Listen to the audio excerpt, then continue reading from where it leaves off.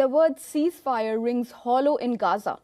Months after guns were supposed to fall silent and the suffering of Gazans was supposed to end, the sound of explosions, demolitions, and grief continues to echo across the Strip. The United Nations warn that even during this pause in the war, children are still being killed, homes are still being erased, and a population already broken by war is being pushed further into despair. This is not a story of peace after war. This is a story of Israel's unending war in Gaza.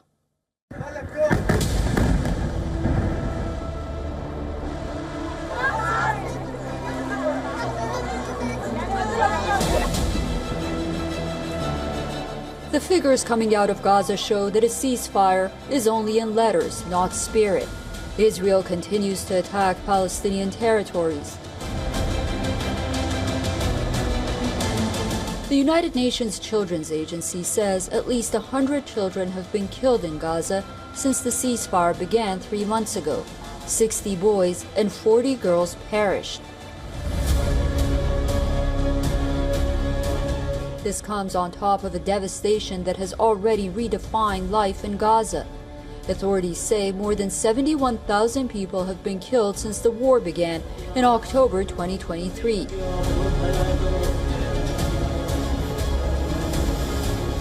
The United Nations estimates that nearly 80% of Gaza's buildings have been damaged or destroyed, an entire territory left in ruins. The crisis is being worsened by rainstorms sweeping across Gaza City, flooding tents and collapsing some homes. Last night, I've never seen anything like it. I've never seen anything like this on ordinary days. I've never seen anything like it. We were drowning. Our clothes that we had became wet. We have nothing to wear. We are children. Our 2 mattresses were soaked. Our covers were soaked. Our pillows that we sleep on were soaked. Our tent is filled with water.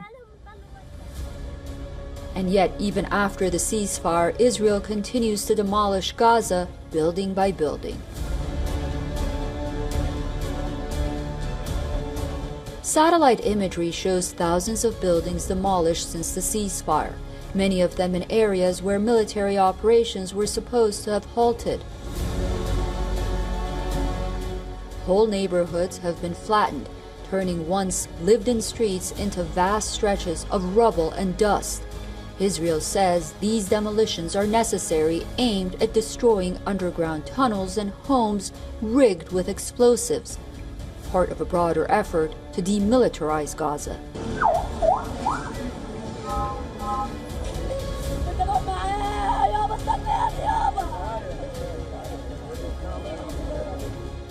Israel says that Hamas continues to target its soldiers. 6 Hamas fighters were spotted by IDF surveillance. IDF says that they were trying to ambush Israeli troops, and after counterfire and additional operations, all 6 were killed.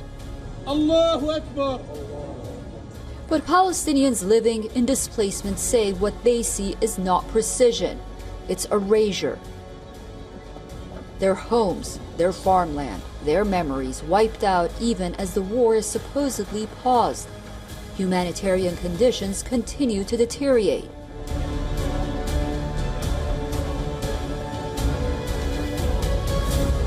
Men in Khan Younis are using mud and water and stacked stones salvaged from bombed-out houses to rebuild parts of their homes.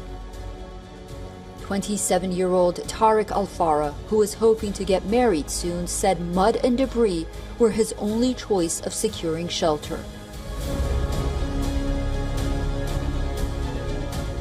We were living in tents, and I've been engaged for about a year and a month. For a while now, I've been trying to gather for a tent, but I haven't been able to buy a tent because of their high prices. Israel has suspended dozens of international aid agencies from entering Gaza, a move the United Nations has described as outrageous. Aid groups say that even though some supplies are getting in, they fall far short of what is needed in one of the most densely populated and devastated places on Earth.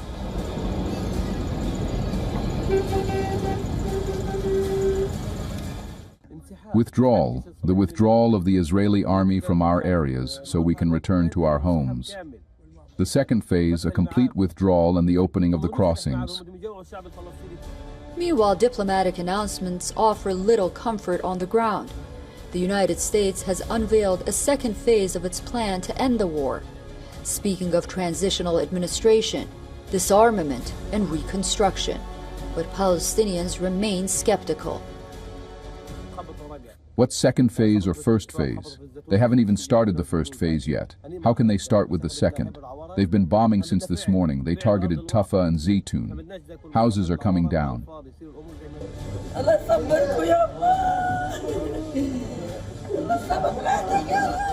But for displaced Palestinians, these promises feel distant and abstract. They say any real progress must begin with a full withdrawal of forces and the reopening of crossings, not with more demolitions and more graves. Bureau Report, WION, World is One.